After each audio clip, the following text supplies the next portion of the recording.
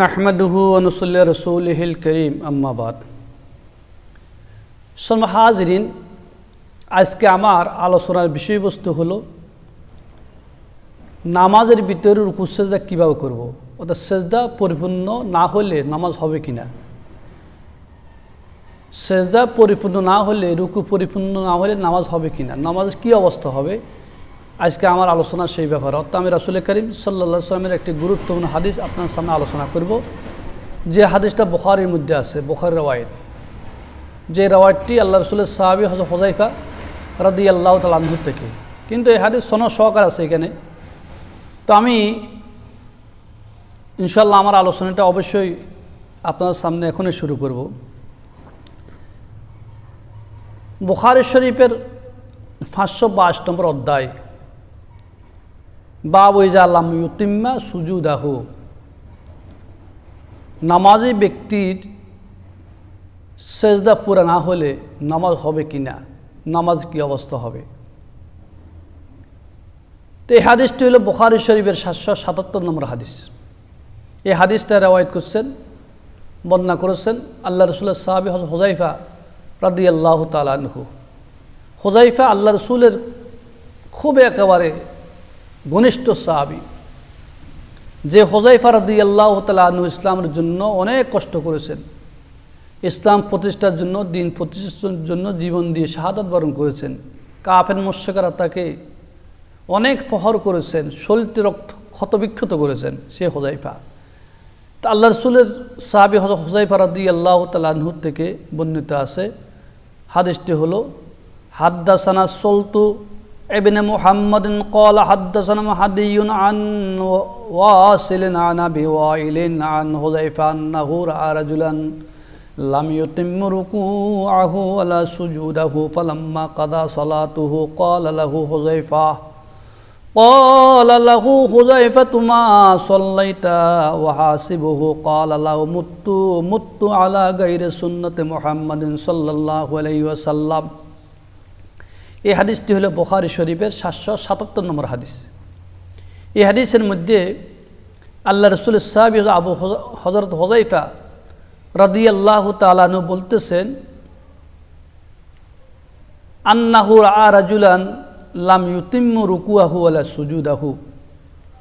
তিনি বলতেছেন, তিনি একজন ব্যক্তিকে দেখছেন, সে নামাজ পড়ে, তার নামাজের মধ্যে রুকু এবং সেজদা সঠিকভাবে হচ্ছে না।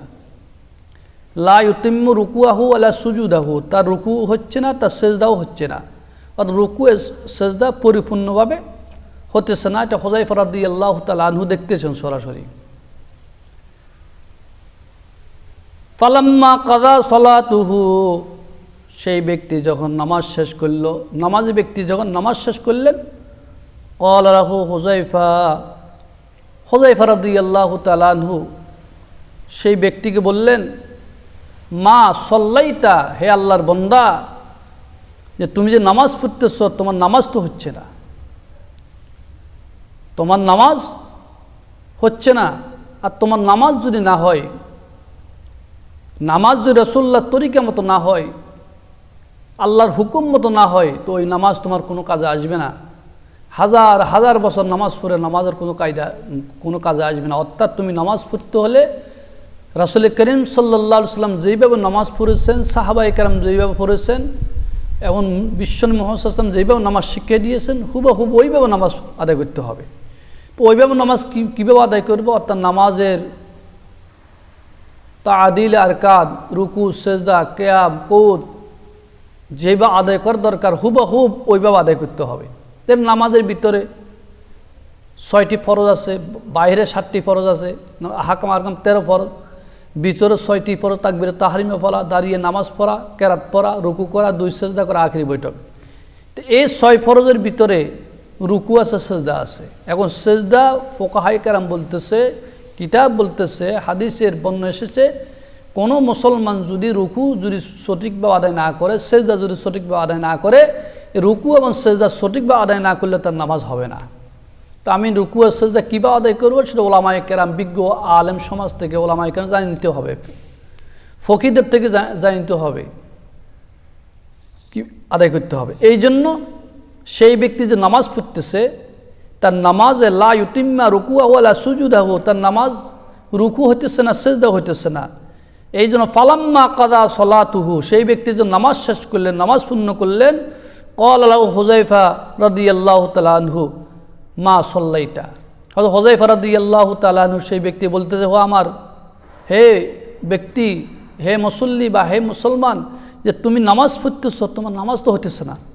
আর তোমার নামাজ যদি না হয় তাহলে তোমার এই নামাজ কোনো কাজে আসবে না। হাদিসের বর্ণনা এসেছে, ও আহাসিবুহু ক্বালা লাউ মুত্তা আলা গায়রি সুন্নতে মুহাম্মদ সাল্লাল্লাহু আলাইহি ওয়াসাল্লাম। ওয়াহাসিবুহু আবু ওয়াইল বলতেছেন, হুর ফাইল হলো আবু ওয়াইল। আবু ওয়াইল বলতেছে যে আমি ধারণা করতেছি যে ক্বালা লাউ মুত্তু, যে হুযায়ফা রাদিয়াল্লাহু তাআলা আনহু যে কথাটি বলতেছে, তিনি বলতেছেন লাউ মুত্তু আলা গায়রি সুন্নত মুহাম্মদ সাল্লাল্লাহু আলাইহি ওয়াসাল্লাম, যে আল্লাহর বান্দা, হে নামাজি ব্যক্তি, তুমি যদি এই অবস্থায় মৃত্যুবরণ করো তাহলে তোমার নামাজ, তুমি এই অবস্থায় যদি মৃত্যুবরণ করো তো তুমি রাসূল করিম সাল্লাল্লাহু আলাইহি ওয়াসাল্লামের সুন্নাহর উপরে, তরিকার উপরে মরতে পারবে না। অর্থাৎ রাসূল যেভাবে নামাজ পড়েছে তোমার নামাজ ওইভাবে হইতেছে না, তোমার নামাজ ওইভাবে হইতেছে না, যে তোমার নামাজটা ভিন্ন কায়দে হইতেছে, এই জন্য তোমার এই নামাজ কোনো কাজে আসবে না।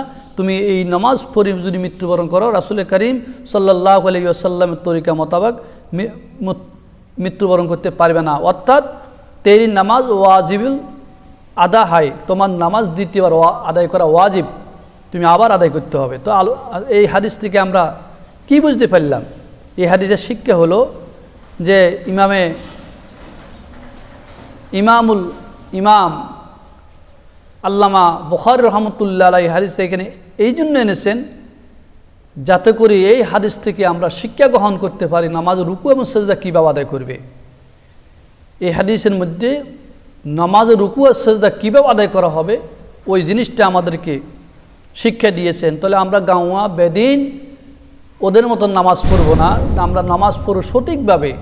আমাদেরকে নামাজ জানতে হবে, রুকু সেজদা কিয়াম কৌত কীভাবে আদায় করতে হয়, নামাজের কেরাত কীভাবে আদায় করতে হবে, নামাজ কীভাবে শুদ্ধ হবে, ওই শুদ্ধটা আমাদেরকে জানতে হবে।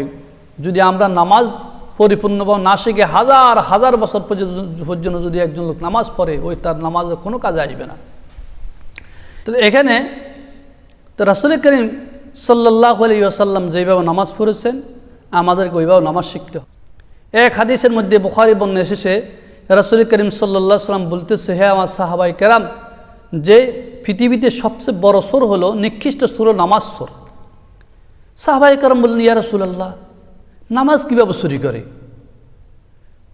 রাসূল করিম সাল্লাল্লাহু আলাইহি ওয়াসাল্লাম বলেন, হে আমার সাহাবায়ে কেরাম, তোমরা জানো না নামাজ কীভাবে চুরি করে?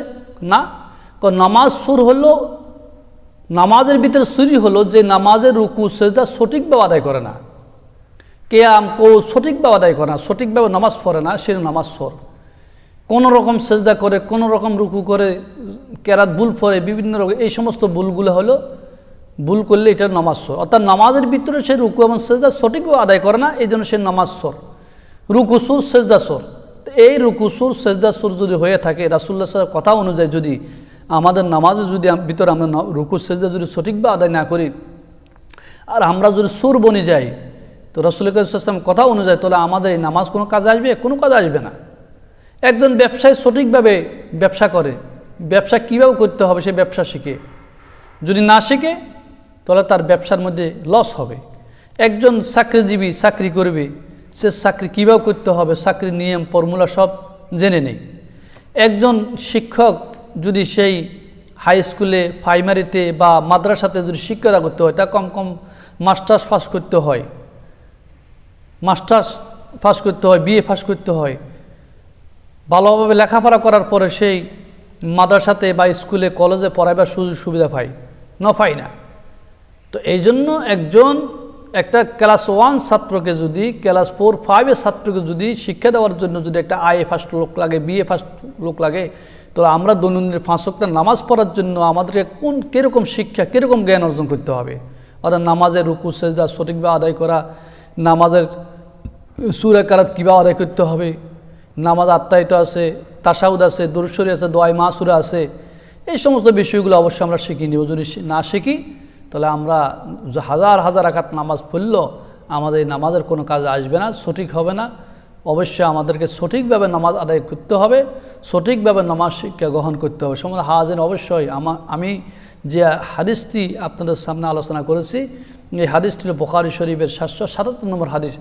অবশ্যই হাদিস থেকে শিক্ষা অর্জন করবেন, জ্ঞান অর্জন করবেন। আল্লাহ আমাদেরকে আমল